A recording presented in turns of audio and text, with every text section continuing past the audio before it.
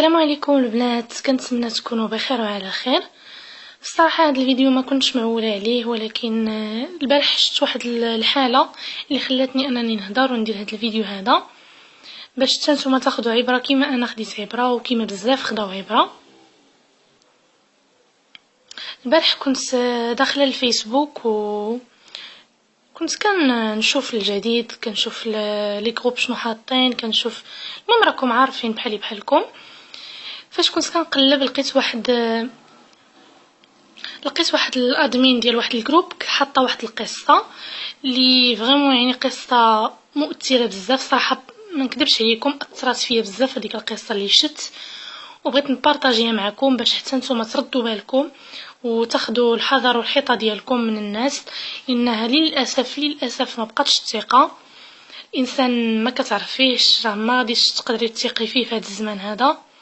كثروا الدياب كما كنقولوا، كثروا حتى واحد ما كيبغيك على ود يعني لله في سبيل الله، كلشي للاسف ولا كيبغيك على مصلحته الا القليل. طبعا ما نقدرش نعمموا على كلشي.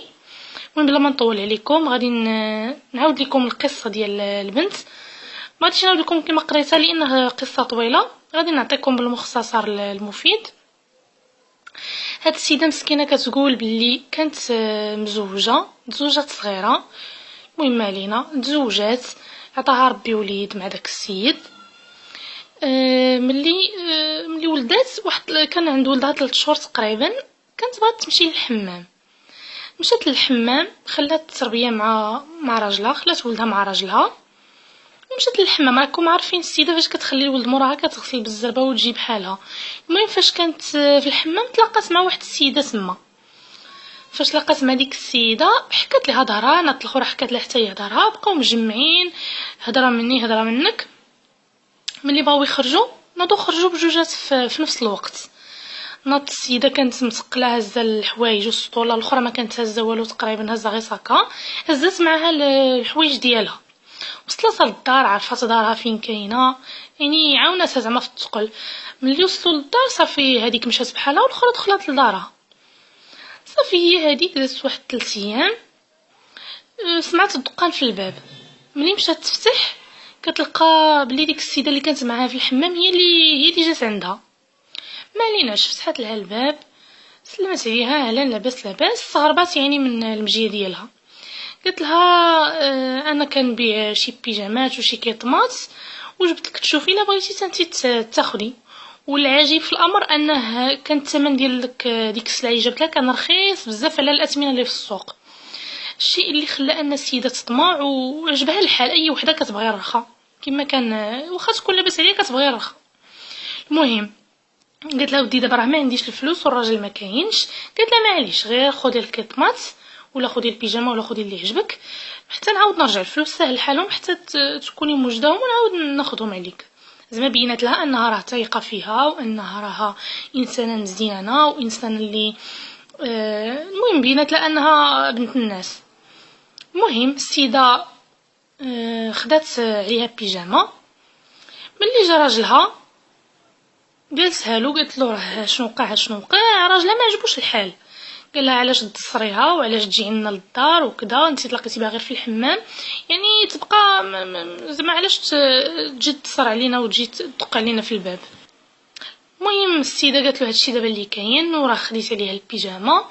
قال لها ردي لها بيجامتها. السيده حشمات، ما قدرتش انها بعد ما هذيك دارت معها مزيان وقالت لها نصبر عليك على الفلوس وكذا وتجي في التالي تقول لها لا ما بقيتش باغا البيجامه، حشمات. المهم رجعت ديك السيده مره اخرى، خلصتها في البيجامه، يعني شرات عليها البيجامه. نط السيده عطاتها واحد الكتالوج. راكم عارفين الناس اللي كيبيعوا كيكون عندهم كتالوج السلعه اللي كيبيعوا. ملي عطاتها داك الكتالوج بقات السيده كتفرج وعجبوها الاثمنه وبان لها داكشي رخيص، وقالت لها راه كاين ما حسن وكاين وشوفي على خاطرك واحد 3 ايام رجع ناخذ الكتالوج. قالت لها واخا. المهم السيده خدات الكتالوج واختارت داكشي اللي بغات. فاش جا راجلها كذلك ما عجبوش الحال، سبحان الله بحال الا حسو قلبو. قال لها ردي لها الكتالوج ديالها. المهم بحال الا حسو قلبو.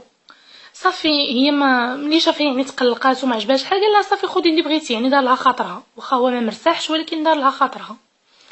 جات السيده تبعت الكتالوج ديالها مور 3 الايام، يعني 3 ايام. فاش جات تاخذ الكتالوج لقات هذيك اختارت داكشي اللي بغات. قالت لها شنو بغيتي شنو بغيت؟ قالت لها مزيان. قالت لها راني جبت شي سلعه ما احسن من هادشي وثمن مزيان، الا بغيتي تجي تشوفي. قالت لها ودي دابا ما نقدرش، راكي عارفه عندي التربيه صغيره. قالت لها معليش 4 ساعات دغيا غير تشوفي المسائل وراه الدار ديالي قريبه، ندوزو نجيبو الساروس ونمشيو للمحل نوريك السلعه اللي جبت راه مزيانه وغادي يعني بحال كتشجعها باش انها تمشي. ناضت السيده على نيتها، لبسات حوايجها، لبسات جلابتها وهزات ولدها ومشات على اساس باش تشوف سلعه جديده.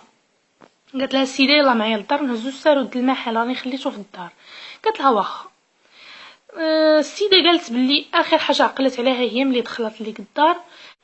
وللاسف ملي فاقت لقات راسها بلي تغتصبات. وانا كانت الصدمه، ولقات راسها في واحد الحاله يرثى لها، يعني واحد الحاله ما نقولش لكم كيفاش دايره. بقات تبكي وتشكي، ولكن السيده هددتها. لقات راسها بلي راه مصوراها ودارت لها فيديو وقالت لها الا مشيتي حتى نطقتي شي كلمه غادي نشوهوك ونديروا الفيديو ديالك في اليوتيوب ونديروه ونشروه والناس وغادي تفضحي وكذا. السيده ضعيفه مسكينه ما وفي حاله صدمه، هزات الولد ديالها لبسات حوايجها ورجعت لدارها.